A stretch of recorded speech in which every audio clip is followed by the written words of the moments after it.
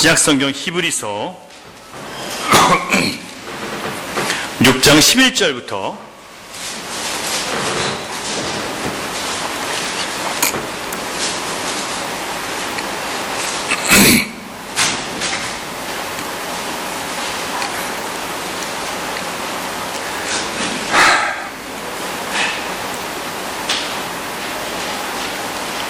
20절까지 말씀을 교독하겠습니다. 우리가 간절히 원하는 것은 너희 각 사람이 동일한 부지런함을 나타내어 끝까지 소망의 풍성함에 이르러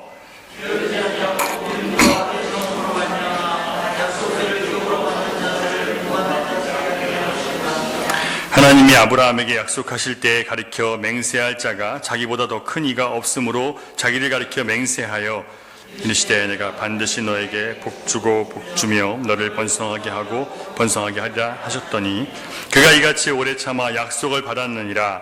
사람들은 자기보다 더 큰 자를 가리켜 맹세하나니 맹세는 그들이 다투는 모든 일의 최후 확정이니라. 하나님은 약속을 기업으로 받는 자들에게 그 뜻이 변하지 아니함을 충분히 나타내시려고 그 일을 맹세로 보증하셨나니 하나님이 거짓말을 하실 수 없는 이 두 가지 변하지 못할 사실로 말미암아 앞에 있는 소망을 얻으려고 피난처를 찾은 우리에게 큰 안위를 받게 하려 하심이라. 우리가 이 소망을 가지고 있는 것은 영혼의 닷 같아서 튼튼하고 견고하여 휘장 안에 들어가나니 그리고 앞서가신 예수께서 멜기세덱의 반차를 따라 영원히 대제사장이 되어 우리를 위하여 들어가셨느니라. 아멘. 제가 존경하는 목사님이 미국에 한 분 계시는데 그분이 설교 중에서 자신이 이 노래를 너무나 좋아한다고 말하면서 그 가사를 조금 이제 설명해 준 게 있어요. 후렴구를 좀 설명해 줬는데 미국 컨트리송 가수인 체스너가 부른 알라바마라는 노래가 있어요. 후렴구를 읽어줬는데 제가 그 가사가 너무 궁금해서 찾아서 가사를 한번 찾아봤어요. 그 목사님이 이 가사를 얘기하면서 웬만한 목사 설교보다 훨씬 낫다고 하길래 좀 뭔가 궁금해서 찾아봤는데 제가 그 부분을 몇 부분을 좀 읽어드릴 테니까 제가 한국말로 해석한 걸 읽어드릴게요. 한번 들어보세요. 컨트리송은 여러분 노래가 그냥 말 같은 거예요. 그래서 대사같이 대화같이 나오는데 이렇게 얘기를 해요. 지난주일 아침 목사님이 내게 말했다. 젊은이 이제부터 바른 삶을 시작하는 게 좋겠네. 만일 자네가 천국문에 서서 그분이 당신의 이름을 부르는 것을 듣기 원한다면 자네는 이제부터 온 밤을 지새우며 쾌락과 방탕한 삶을 사는 것을 멈춰야 하네. 이렇게 대답을 하니까 이제 이 사람이 이 노래 주인공이 자기가 대답하는 거예요. 이 젊은이가 대답을 하는 거예요. 뭐라고 대답하냐면 네 목사님 나도 천국문에서 주님이 제 이름을 불러주시기를 원합니다. 하지만 오늘 부르시는 것은 바라지 않습니다. 아직 저는 준비가 되지 않았습니다. 그러면서 후렴 부분이 이렇게 나오는데 Everybody wants to go to heaven, have a mansion high above the cloud. 그러니까 저 모든 사람이 천국에 가서 저 구름 위에 높은 곳에 있는 큰 집을 갖기를 원하네. 모든 사람이 그런데 또 그 다음에 뭐라고 하냐면 Everybody want to go to heaven, but nobody want to go now. 모두가 천국을 가고 싶다고 하지만 지금 가고 싶어 하는 사람은 아무도 없다는 거예요. 여러분 어떠십니까? 많은 사람들이 구원에 대해서 이렇게 생각하고 살아가요. 천국은 가고 싶지만 오늘 부르신다면 아직 저는 할 일이 좀 남았고 아직 좀 누리고 싶은 것도 있고 아직 저는 장가도 못 갔고 아직 이제 태어날 아기도 있는데 아직은 제가 가고 싶은 마음은 없습니다. 여러분 우리가 거듭나지 않았을 때는요 우리 마음을 사로잡았던 것을 버리고 이제 그리스도 안에서 구원의 즐거움과 또 죄와 죽음의 권세로부터 자유를 얻은 것에 대해서 감사하고 그 은혜를 자랑하면서 사는 것으로 이제 거듭난 다음에는 그렇게 바뀌어야 되는 거예요. 그런데 많은 신자들이 처음에는 자기 스스로 도저히 벗어날 수 없는 이 죄의 압박과 아무리 의롭게 살고 싶어도 자꾸만 죄로 기우는 자신의 이 성향을 깨닫고 나서 나는 주님이 없이는, 예수 그리스도께서 나를 위해서 죽으시는 것이 없으면 나는 살 수 없는 존재구나라는 것을 깨닫고 주님을 붙잡아요. 그러면서 뭐라고 얘기하냐면, 나는 이제 주님만 믿고 살겠습니다. 주님 붙들고 살겠습니다. 주님과 함께 살겠습니다라고 결심을 해요. 그런데 시간이 지나면서 어느새 우리는 이스라엘 백성들이 광야길에서, 출애굽하자마자 광야길에서 애굽의 고깃가마 옆에서 내가 앉아서 먹고 마시던 때가 더 좋았습니다라고 그 과거를 회상하는 것처럼 나도 모르게 그렇게 하고 있는 때가 있는 거예요. 예수 믿을 때보다 안 믿고 전에 차라리 이렇게 놀 때가 더 좋았다라고 내가 그렇게 생각하는 거예요. 여러분, 이 광야의 길은 믿음의 훈련을 받는 길이고 진짜 하나님의 백성인지 아닌지를 가려내는 그런 장소예요. 우리가 믿는다고 말을 하지만 우리의 믿음이 진짜인지 아닌지는 아직 확정되지 않았어요. 그건 광야를 통해서 계속해서 하나님께서 우리를 시험을 통해서 진짜인지 아닌지를 확정시켜 가시는 거예요. 많은 사람들이 이제 예수를 믿었으니까 고생 끝 행복 시작이다라고 생각합니다.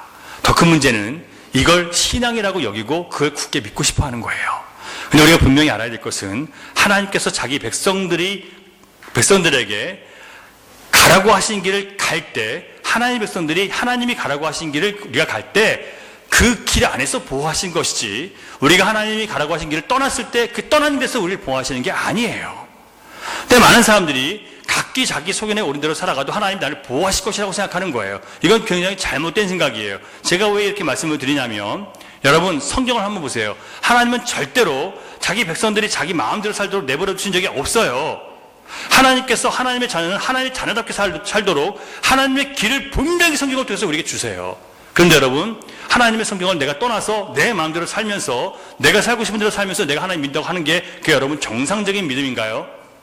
하나님의 말씀을 떠나서 내가 판단한 대로 옳고 그름을 따라서 살아가는 게 정상적인 믿음이에요, 여러분? 절대로 여러분 그건 믿음이라고 할 수 없는 거예요. 교회를 아무리 나오셔도 하나님 말씀으로 여러분 살아가려고 하는 몸부림이 없으면요, 그 신앙은 가짜예요. 천국 갈 생각 하지 마세요. 기대도 하지 마세요. 아니에요. 그리고 이런 설교를 하는 목사를 멀리 떠나고 싶어 해요, 사람들은요. 피하고 싶어 해요.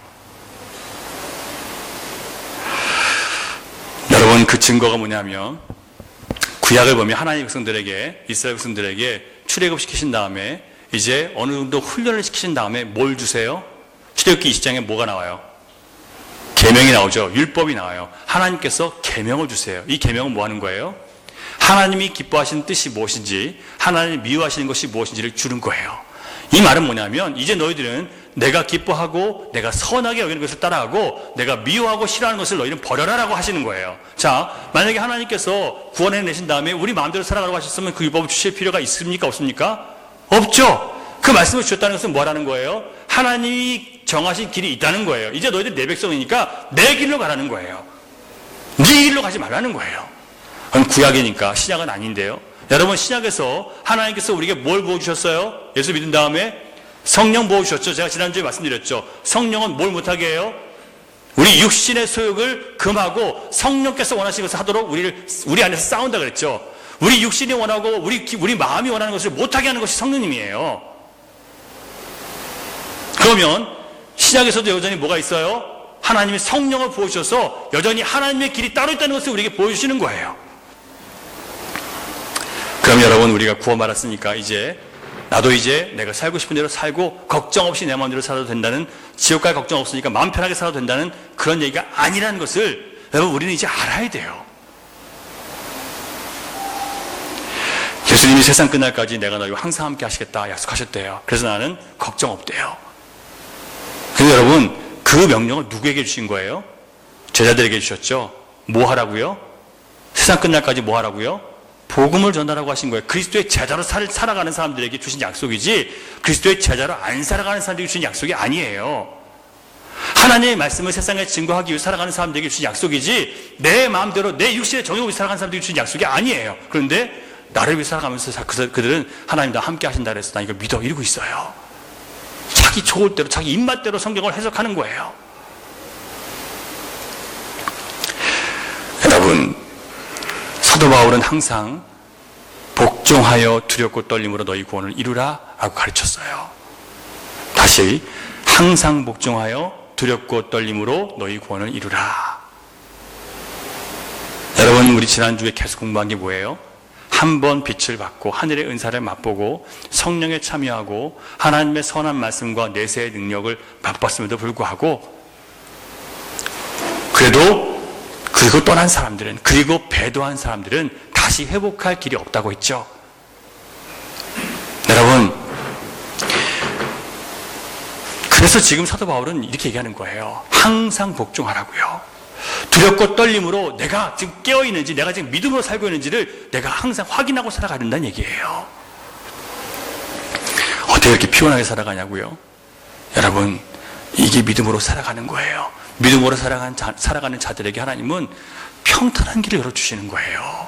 인간이 말하는 평탄이 아니라 하나님이 말씀하시는 평탄, 하나님이 함께 하시는 길, 어떤 상황이 와도 절망하지 않는 길, 그 길로 주님이 우리를 인도하시는 거예요.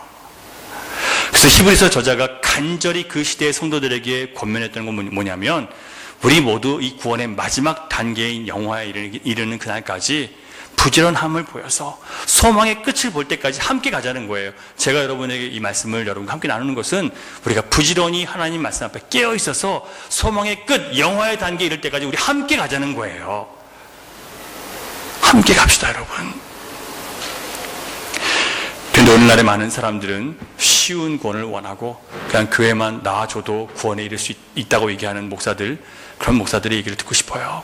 그냥 큰 죄 안 저지르고 살아가면 된다라고 얘기해주는 목사, 그리고 우리가 열심히 노력하고 봉사하면 그러면 당신들은 구원받을 수 있다라고 얘기해주는 그런 목사를 여러분들 원하는 사람들이 굉장히 많이 있어요. 그런 교인들을 향해서 히브리서 저자는 12절에서 말씀하고 있어요. 같이 있습니다. 12절 시작. 게으르지 아니하고 믿음과 오래 참음으로 말미암아 약속들을 기업으로 받는 자들을 본받는 자 되게 하려는 것이니라. 자, 여러분, 구원의 마지막 단계까지 가는 것이요, 아무것도 안 해도 저절로 도달할 수 있는 게 아니라 우리가 해야 할 것이 있다고 하죠. 그것도 부지런히 해야 된대요. 대충 하지 말고 부지런히 하셔야 된대요. 자, 그렇다고 해서 여러분, 우리가 무슨 대단한 헌신과 충성과 봉사를 교회에서 하라고 하는 말은 아니에요. 나가서 전도하고 성경을 여러 차례 읽으라고 하는 건 아니에요. 만약에 우리가 그렇게 해서 우리가 구원을 받는다고 하면요, 우리의 교만한 옛 자아는 또다시 일어나서 우리의 행위를 구원의 공로로 생각해서 마치 내가 잘해서 구원받은 것처럼 또 착각하게 될 거예요. 그래서 여러분, 우리가 뭘 하라는 건 아니에요. 하지만 본문 성경 보면 뭘 하래요. 이게 도대체 무슨 모순이냐 말이에요.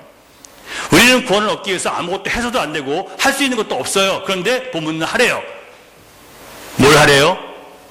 게으르지 말고 두 가지, 믿음과 오래 참음. 자, 뭘 한 거예요? 믿음이 뭘 한 겁니까? 오래 참음이 뭘 한 거예요? 다 어디서 일어나는 거예요? 내 마음에서 일어나는 거죠. 우리의 행위로 드러나는 뭔가가 아니라 내 마음에서 지금 먼저 싸움이 일어나고 그걸 견뎌내는 것이 필요하다는 거예요. 교회에서 얘기하는 충성 봉사하세요, 이게 아니라 여러분, 말씀을 들은 거 가지고 그 말씀으로 나를 복종시켜서 주님의 약속이 한다는 것을 믿고 그 상황을 견뎌내라는 거예요. 지금 내가 보기에는 절망이고 내가 보기에는 정말 죽을 것 같고 내가 보기에는 너무 답답한 상황이지만 주님이 나를 변화시키고 나를 새롭게 하셔서 반드시 주님이 나를 새롭게 하실 것이라는 약속을 믿고, 그리고 오늘 실망으로 좌절로 슬픔으로 채우지 말고 감사와 기쁨으로 채우라는 거예요. 이걸 믿음이라고 하는 거예요. 언제까지? 주님이 다시 오시는 날까지 그 믿음을 지키는 것을 인내라고 하는 거예요. 오래 참음. 조금 참다가 내가 이만큼 참았으면 됐다가 아니라, 내가 3번은 참아준다가 아니라, 그가 주님 앞에 고개 숙이는 한 10번, 100번, 1000번이라도 참아주는 게 바로 우리 주님의 말씀이에요.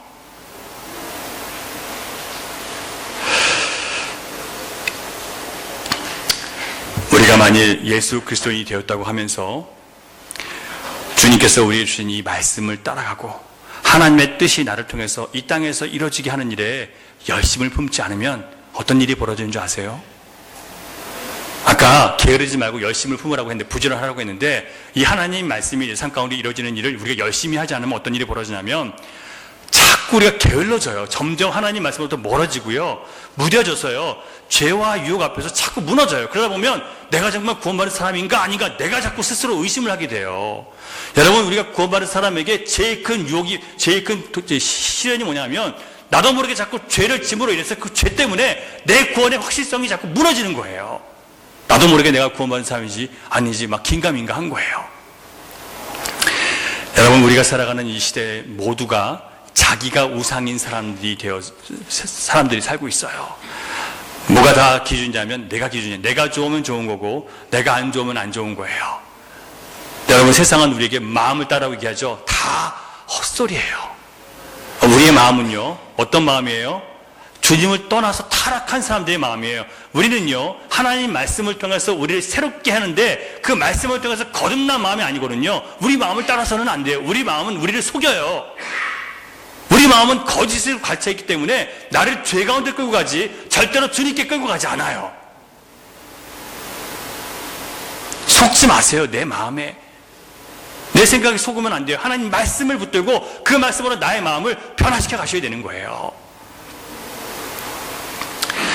결국 여러분, 믿음은요, 자기를 그리스도께 날마다 그리고 끝까지 복종시켜서 자기 부인의 삶을 사는 것을 믿음이라고 얘기하는 거예요. 우린 믿음을 뭐라고 생각해요? 내가 원하는 것들이 이루어지는 것을 나 믿습니다. 이걸 믿음이라고 생각하는데 절대로 그것을 믿음이라고 성경은 가르친 적이 없어요. 말씀대로 될지어다 하고 그 말씀이 내 삶 가운데 이루어지도록 나를 거기서 희생시키고 복종시킬 때 그걸 믿음으로 산다고 얘기를 하는 거예요. 내 마음에 갈등이 오면서 나는 이 말씀은 너무 나한테 과해요, 너무 부담스러워요 하는 그 마음 때문에 내가 막 힘들 때, 하지만 이것이 하나님의 요구라면 내가 순종하겠습니다 하는 이 마음이, 그게 바로 믿음의 마음이에요. 이 마음이 바깥으로 나올 때 온전한 행동이 나오는 거예요. 믿음의 행위가 나오는 거예요. 바로 이런 일에 게을러지지 말라고 오늘 히브리서 저자가 우리에게 권면을 하고 있습니다. 신자가 만일 자기에게 주어진 십자가를 외면하거나 자신을 부인하는 삶을 살지 않고 자기를 하나님께 순종하고자 하는 마음으로 살아가지 않으면 말씀을 읽거나 설교를 들을 때 마음이 불편하고 갈등이 생겨요. 그러면 어떻게 하는 줄 아세요? 말씀을 피하고 싶어서 교회를 떠나거나 교회를 멀리하거나 도망쳐요. 아니면 구원의 좁은 문을 얘기하지 않고 넓은 문을 얘기하는 그런 마음 편히 들을 수 있는 설교를 찾아 그런 교회를 향해 나아가요. 또 아니면 그 마음의 불편함과 갈등을 해결하기 위해서 스스로 자기 입맛대로 성경을 재해석해요. 그래서 나 편할 대로 성경 해석하는 거예요. 이런 사람들 향해서 영적으로 무디고 나태하고 게으른 사람이라고 얘기해요. 그렇게 되면 마땅히 살아가야 될 그리스도인의 모습은 점점 우리에게서 멀어지고요, 영적 분별력이 없어지고 나태해져서 불신자들에게까지 손가락질 받는 사람이 되는 거예요. 믿음을 끝까지 지켜낼 수가 없어요. 하나님은 우리를 그리스도인이라고 불러주셨어요. 성도라고 불러주셨어요. 거룩한 사람이라고 하셨어요. 세상과 구별된 사람이라고 불러주신 거예요. 그리스도인은요, 그리스도를 피난처로 삼기 위해서 주님께 피해 들어온 사람들이에요. 세상의 낙이 아니라 주님이 나의 낙입니다라고 해서 주님 안에 들어온 사람들이에요. 세상의 공격과 핍박 때문에 이제 주님을 나의 위로로 삼고 주님께 돌아온 사람들이 그리스도인이에요. 그리스도 안에 붙어 살기 위해서 말씀을 배우고 말씀으로 자기 자신을 복종시켜서 하나님의 뜻이 내 삶 가운데 이루어지기 위해서 살아가는 영원히 살아난 사람들을 그리스도인이라고 얘기를 하는 거예요. 그래서 여러분, 그리스도인들은요, 반드시 믿음으로 살아내셔야 돼요. 이 일에 게을러지시면 안 돼요. 왕년에 나도 그렇게 살았다, 왕년에 나도 잘 믿었다, 이런 말로 여러분 주님이 여러분들을 인정해 주실 것이라고 생각하지 마세요. 항상 두렵고 떨림으로 복종해야 된다고 말씀하셨지, 왕년에 잘했던 것으로 주님은 인정해 주시지 않으세요. 게으르지 말아야 할 책임은 모든 신자에게 있습니다. 여러분, 게으르지 마세요. 우리가 마땅히 하나님 나라를 소망하면서 살아야지, 땅의 것을 의지하고 거기에 소망을 두고 즐거움을 두고 살면 자꾸 게을러져요. 여러분, 하나님께 소망을 두고 하나님의 나라를 우리 삶 가운데 이루고 싶은 그런 마음이 여러분 가운데 있으십니까? 정말 하나님의 뜻이 여러분 삶 가운데 이루어지기를 원하는 마음이 있으세요? 그렇다고 엉뚱한 일에 부지런과 열심을 내면 안 돼요. 어떤 목사님이 우리 민족의 성향이 기독교 신앙 가운데 얼마나 나쁜 영향을 끼쳤는지를 이렇게 좀 연구한 것이 있는데요. 뭐라고 얘기하냐면, 우리 민족은 대대로 제사를 아주 열심히 드렸잖아요. 제사를 충성스럽게 드렸어요. 그러면서 잘못된 교리를 습득했다는 거예요. 어떤 교리냐면, 지성이면 감천이다. 지극히 정성을 다하면 하늘도 감동해서 우리의 소원을 이뤄준다는 얘기예요. 자, 이건 굉장히 잘못된 거예요. 이게 신자에게 교리처럼 들어와 버렸어요. 그래서 새벽기도 안 빠지고 목사 잘 섬기고 헌금 많이 하고 기도 많이 하면 제 아무리 서양신인 하나님이라도 복을 안 주고야 못 베기겠지라고 생각한다는 거예요. 내 열심 때문에 신이 감동해서 나에게 복을 줄 수밖에 없다는 거예요. 여러분, 이런 사람들은요, 자기를 부인하는 신앙의 참된 원리를 절대로 배우려고 하지 않아요. 자기의 정과 욕심을 십자가에 못 박는 것에 대해서 들으려고 하지도 않아요. 죽기 살기로 내 욕심을 성취하기 위해서 모든 것을 던지는 거예요. 자기를 학대하면서까지. 여러분, 마치 바알과 아세라 선지자들이 뭐해요? 자기들이 원하는 소원을 이루기 위해서 막 학대를 하자. 자기들을 막 자해를 해요. 그것처럼 자기를 자해해서라도 자기가 복을 얻겠다는 거예요. 여러분, 이렇게 기도를 가르치는 사람들도 있어요. 우리가 진짜 하나님께서 감동하실 만큼, 하나님께서 하나님의 보호자가 움직일 만큼 우리가 크게 기도하면 하나님이 응답해 주신다는 거예요. 여러분, 이게 바로 이 민족적인 신앙에서 나온 잘못된 신앙이 교회로 들어와서 그렇게 얘기하는 거예요. 여러분, 하나님이 우리 기도를 안 들어주시려고 작정하신 분이세요? 우리가 막 소리 지르고 외쳐야 시끄러워서 그냥 들어주시는 분이에요? 아니라고요.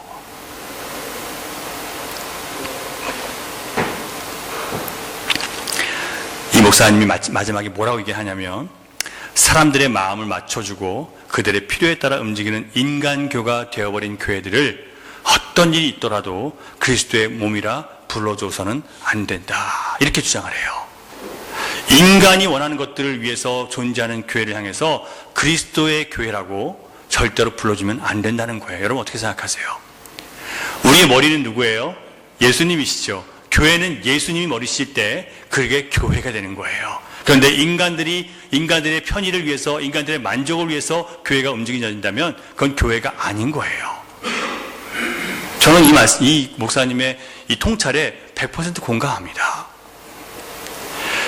사랑하는 여러분, 하나님은 우리를 심판하기 위해서 창조하신 게 아니라 복 주시기 위해서 창조하셨어요. 여러분, 이거 믿으십니까? 그렇게 창조하셨어요. 하나님 그렇게 의도하셨어요. 처음부터요. 그리고 복을 주셨어요. 한량없는 복을 주셨어요. 그런데 우리가 타락하고 하나님 배신함으로 스스로 재앙에 들어갔죠. 그런데 하나님은 다시 인간에게 재앙 가운데 인간들을 찾아오셨어요. 아브라함이 찾아가셨죠. 그리고 뭐라고 말씀하세요? 내가 복을 준다 말씀하셨어요. 무슨 복을 주셨어요? 무슨 복을 주셨어요?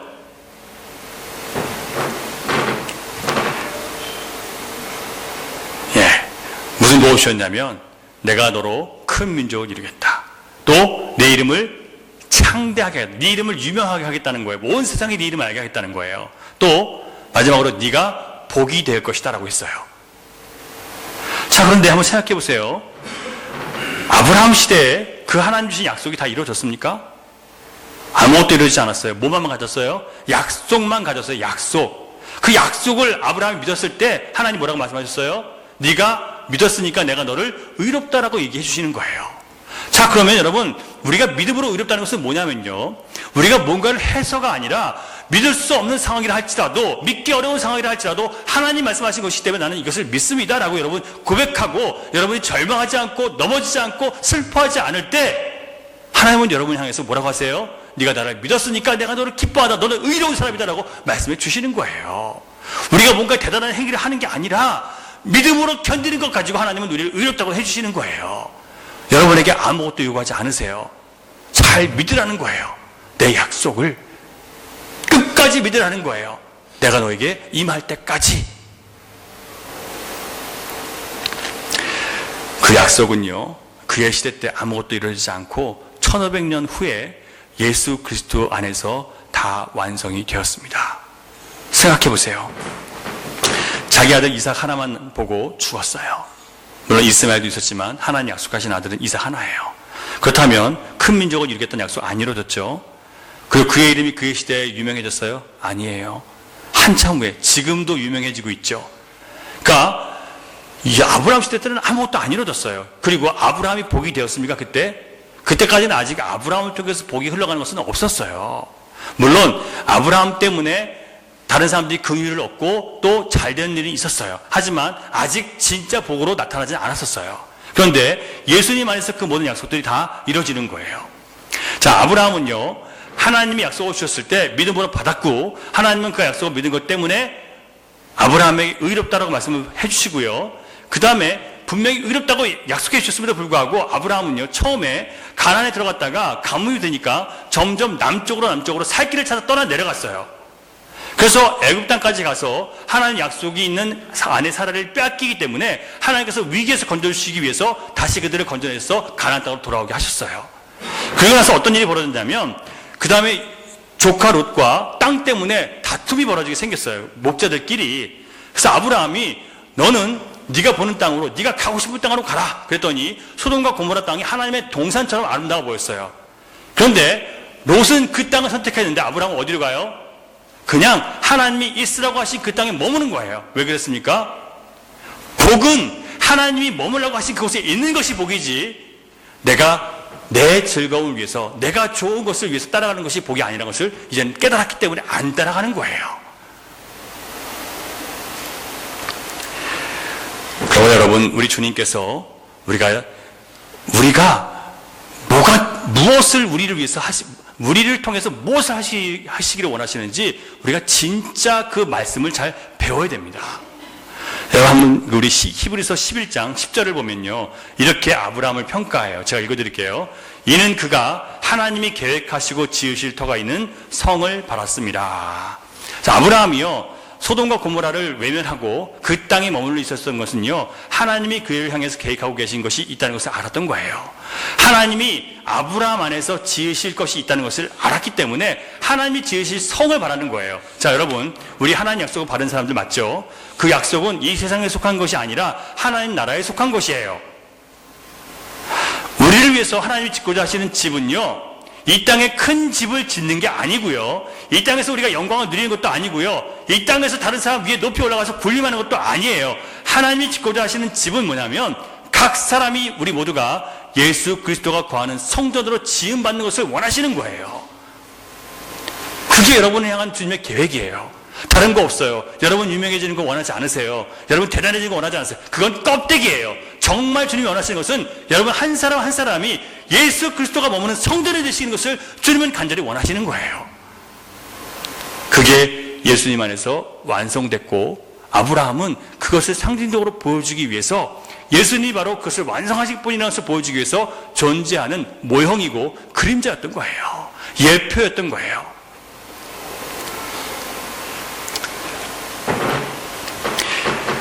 하나님은 아브라함에게 내가 반드시 너에게 복 주고 복 주며 너를 번성하게 하고 번성하게 하리라 라고 약속을 하셨어요. 근데 이 약속이 저절로 이루어진 것이 아니라 아브라함이 그 약속을 믿고 이루어질 때까지 오래 참았다라고 얘기를 했어요. 여러분, 오래 참고 기다림으로 믿음으로 의롭다함을 얻는 모든 자들의 조상이 아브라함이 된 것처럼, 오늘도 여러분 믿음으로 오래 참고 기다리는 자들은요, 오늘 우리의 머리 대신 예수 그리스도 안에서 여러분 구원에 동참하게 되는 거예요. 구약에서는요, 믿음으로 의롭게 된 아브라함이 구약의 머리였어요. 신약의 머리는 누구예요? 예수 그리스도예요. 예수 그리스도 안에 있는 모든 사람들은 의롭다함을 얻게 되는 거예요. 갈라디아서 3장 29절을 보면 이 약속이 바로 예수 그리스도 안에서 완성됐다는 것, 아브라함에게 주셨던 이 축복의 약속이 예수님께서 완성시키셨다는 것을 보여주는 결정적인 말씀이 나와요. 같이 한번 볼게요. 시작. 너희가 그리스도의 것이면 곧 아브라함의 자손이요 약속대로 유업을 이을 자니라. 이 유업은요, 하나님의 구원을 얘기하는 거예요. 이 하나님의 구원이요, 아브라함의 자손이 그 구원을 받는데, 그 유업을 얻는데, 너희가 그리스도의 것이면, 우리가 예수님의 소유가 된다면 아브라함과 똑같이 하나님의 소유가 되어서 우리도 하나님께서 아브라함에게 주셨던 그 유업을 얻게 된다는 거예요. 자, 그러면 아브라함은 결국 누구를 상징하는 인물이에요? 예수 그리스도를 상징하는 인물이라는 뜻이에요. 그러므로 하나님이 아브라함에게 큰 민족을 이룬다는 약속과 네 이름을 창대하게 하겠다는 약속과 네가 복이 될 것이라는 약속이 그의 시대에 성취되지 않았지만 누구 안에서? 예수님 안에서 완성됐다는 것을 우리는 볼 수 있어요. 다시 말씀드리면 여러분, 우리가 바라고 소원하는 많은 것들이 있죠. 과거에 아직 보지 못한 모든 소원들이 예수님 안에서 완성된 것처럼 우리에게는 지금 과거죠, 예수님의 이 구원은요. 그런데요, 오늘 우리가 바라고 소원하고 구하는 모든 것들이 과거에 이미 완성하신 예수 그리스도 안에서 다 만족이 될 수 있다는 거예요. 예수님의 구원의 사건은요, 그 이전과 그 이후가 다 예수 그리스도 안에서 다 합쳐지는 거예요. 그래서 우리는 예수 그리스도를 바라보고, 아브라함도 장차 올 예수 그리스도를 바라보고, 우리는 이미 부활하신 예수 그리스도를 바라보면서 함께 천국을 향해 가는 거예요. 이걸 믿음이라고 하는 거예요, 여러분. 그러므로 우리가 아브라함처럼 믿음으로 이렇게 됐으니까 이제부터 우리가 자식 낳고 싶은 대로 펑펑 낳고 큰 가족을 이루고 우리가 유명해지고 부자가 되어서 떵떵거리고 남들에게 우리가 가진 거 나눠주면서 존경받고 이렇게 되는 인생을 우리가 바란다고 이게 하나님 축복이라고 주장할 수 있습니까? 없습니까? 그러면 안 돼요, 이제는요. 이런 설교를 사람들이 좋아하는데 그러시면 안 돼요, 이제는요.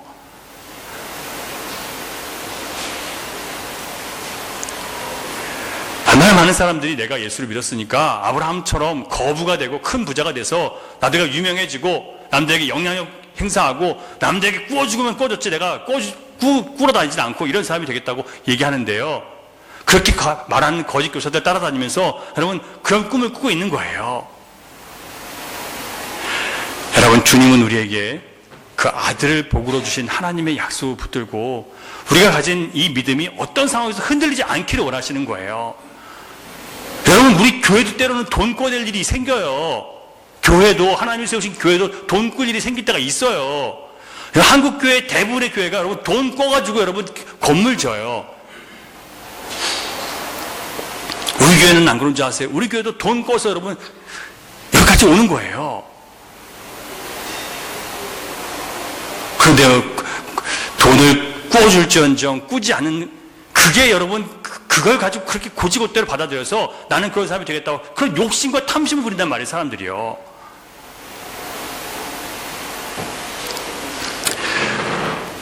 여러분, 우리 믿음의 조상들도 오래 참아서 아들 예수 그리스도를 이 세상 가운데 미리 나타내는 삶을 살게 된 것처럼 오늘도 우리도 예수 그리스도를 보지 못하고 또 알지 못하는 세대 가운데 살아계신 하나님의 아들을 보여주기 위해서 하나님이 우리를 구원하셨고 우리에게 예수님을 우리에게 주신 거예요.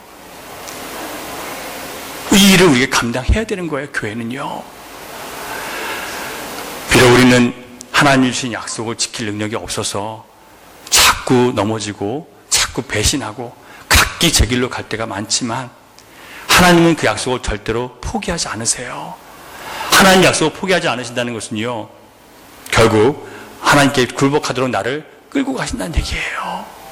나를 쳐서라도 하나님께서 복종시키겠다는 거예요, 여러분. 그러니까 여러분, 하나님의 길로 들어오셔야만 되는 거예요.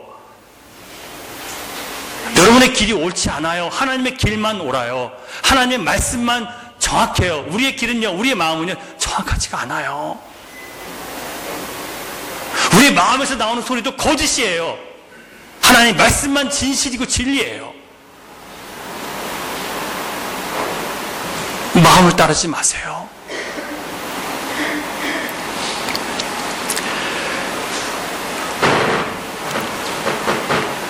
우리는 약속을 지킬 능력이 없기 때문에 그래서 하나님께서 우리에게 약속을 주셨어요. 17절을 같이 보겠습니다. 17절 시작. 하나님은 약속을 기업으로 받는 자들에게 그 뜻이 변하지 아니함을 충분히 나타내려시고 그 일을 맹세로 보증하셨나니. 자, 하나님은요, 자신이 가장 큰 분이시기 때문에 자기의 이름으로 맹세하면 그걸 확실하게 이루시겠다는 얘기예요. 하나님은 약속을 이루실 수 있는 능력이 있어요. 우리는 없지만 하나님은 어떤 상황에서 약속을 이루실 수 있어요. 그러니까 하나님이 자기 이름으로 맹세했다는 것은요, 내가 너희를 구원하겠다는 약속은 내가 반드시 이루실 것이라는 얘기예요. 그러니까 하나님이 약속을 주셨으니까 여러분 의심하지 말라는 얘기예요. 의심할 필요가 없다는 얘기예요. 아직 우리는 구원의 완성에 들어가지 못했죠. 지금 구원을 향해 가고 있는 사람들이에요. 구원의 약속을 받았음에도 불구하고 믿음이 자꾸 흔들려요. 때로는 의심이 들 때도 있지만 히브리서 저자는 그런 상황에서도 우리가 의심하지 않아야 될 이유가 있다고 지금 가르쳐주고 있어요. 그게 뭐냐면 첫 번째가 하나님은 구원의 약속을 받은 자들에게 결코 그 뜻을 거두시지 않으니까 너희들이 구원받을 수 있는 약속을 너희들이 받았으면 두려워하지 말고 걱정하지 말라는 거예요. 그리고 견뎌내라는 거예요. 하나님이 그 약속을 반드시 이루시니까. 여러분, 하나님의 약속을 믿는 신앙을 가지셔야 돼요. 그래서요, 내 믿음을 가지고 내가 믿겠다고 하는 게 아니라 하나님의 약속을 믿는 신앙을 여러분 가지셔야 돼요. 내 믿음의 의지를 가지고 내가 믿겠습니다라는 것을 가지고 믿으시면 반드시 여러분 깨져요. 하지만 하나님의 약속을 믿는 신앙을 가진 사람은 끝까지 갈 수 있어요.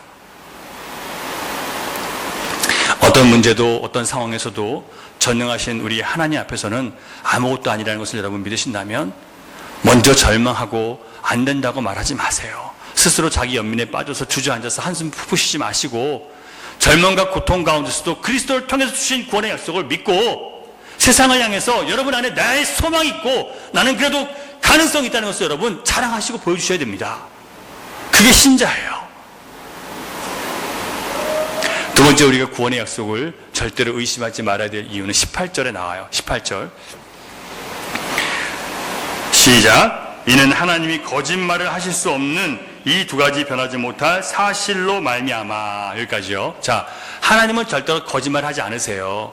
하나님은요, 이 구원을 가지고 내가 너한테 구원하기로 약속했어라고 해놓고 나중에 내가 너 그때 농담이었어, 내가 장난친 거야 이러시는 분이 아니라 한 번 약속하신 것은 반드시 지키시는, 거짓말하지 않으시는 분이시라는 거예요. 여러분 예수님 안에서 이 구원의 확신을 여러분 가지셨어요? 하나님 여러분 구원하시겠다는 약속을 여러분 받으셨어요? 그러면 여러분, 우리의 상황 속에서 여러분 여러 가지 일들로 인해서 흔들리고 내 실패와 내 실수로 인해서 내가 의심이 든다 할지라도 이 약속을 다시 붙들고 들어가시라는 거예요. 다시 약속으로 돌아오시라는 거예요. 그리고 조상들이 어떻게 견뎌내는지 그 약속을 붙들고 끝까지 견디고 믿음으로 이겨낸 것처럼 너희들도 그렇게 하라는 거예요. 그리고 우리가 그렇게 할 수 있는 근거는 하나님은 약속을 한 번 하신 것은 결코 어기지 않으시고 거짓말하지 않으시는 분이기 때문에 하나님은 걱정하지 말고 너만 잘 믿어라 이렇게 얘기하는 거예요. 여러분, 하나님 걱정하지 마시고 우리만 잘 믿으면 돼요. 하나님 약속을 이루실 거예요. 하나님은 우리 교회를 반드시 주님께서 원하시는 교회로 만들어 가실 거예요. 하나님은 여러분 한 분 한 분을 주님이 원하시는 사람으로 만들어 가실 거예요. 나만 잘하면 돼요. 나만 하나님 말씀에 순종해서 자기를 잘 복종시키는 사람이 되기만 하면 돼요. 그리고 끝까지 주님을 믿고 신뢰하고 기다리면 돼요.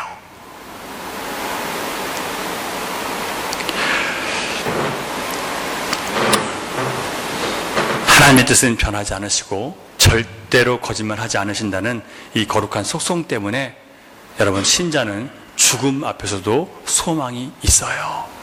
이 소망이 얼마나 확실한지 히브리서 저자는 영혼의 닷과 같아서 튼튼하고 견고하다라고 이렇게 얘기를 해요.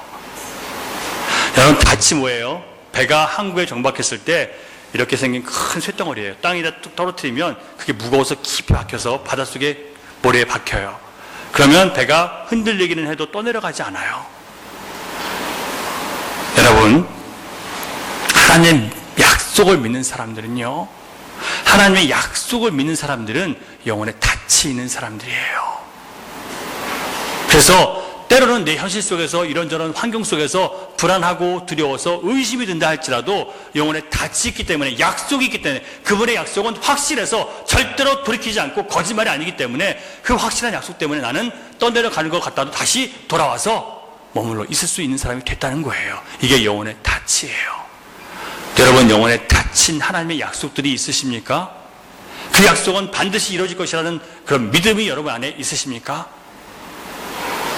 주님은 반드시 오셔서 그것을 다 이뤄내실 것이라는, 우리가 인내만 하면 된다는 이 여러분 우리의 믿음과 인내의 결단이 여러분 안에 있으십니까? 오늘 이 아침 여러분 우리가 이것을 하기를 원하세요.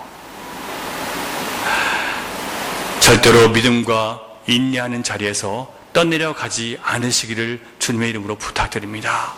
예수님께서 친히 대제사장이 되시고 제물이 되셔서 성소와 지성소를 가리고 있었던 두꺼운 휘장을 찢으시고 우리를 위해서 들어가셨어요. 자, 여러분 마지막 절, 그리로 앞서가신 예수께서 멜기세덱의 반차를 따라 영원히 대제사장이 되어 우리를 위하여 들어가셨느니라. 우리가 이렇게 영혼에 닫혀 있는 확실한 이유는요, 하나님의 아들께서 보장을 해주신 거예요. 어떻게 해요? 주님께서 십자가를 통해서 하나님과 우리 사이를 막고 있었던 두꺼운 휘장을 다 찢어버리시고 들어가셨어요. 예수님께서요. 자, 머리이신 예수님께서 들어가셨으면 우리는 몸이니까 따라 들어가요? 안 들어가요? 들어가죠. 우리가 하나님 앞에 용납받고 인정받았다는 거예요. 이제는 죄 없다함을 받았다는 거예요. 그러니까 여러분, 하나님이 하신 일들 속에서 여러분 안심하세요. 내가 하고 있는 내 상황은 여러 가지로 답답하고 두렵고 위협이 오지만 하나님이 하신 이 구원의 사역을 믿고 담대하시고 두려워하지 마시고 걱정하지 마시라는 거예요. 이걸 가지고 믿음이라고 하는 거예요. 사랑하는 여러분, 지금 히브리서 저자는요, 너희가 한번 빛을 받고 말씀을 맛보고 하나님의 선한 능력을 맛보고 내세 능력을 맛보고도 너희들이 돌이키면 다시는 돌아갈 수 없다고 두렵게 만들었어요. 하지만 너희는 그런 사람들이 아니다라고 얘기를 해요.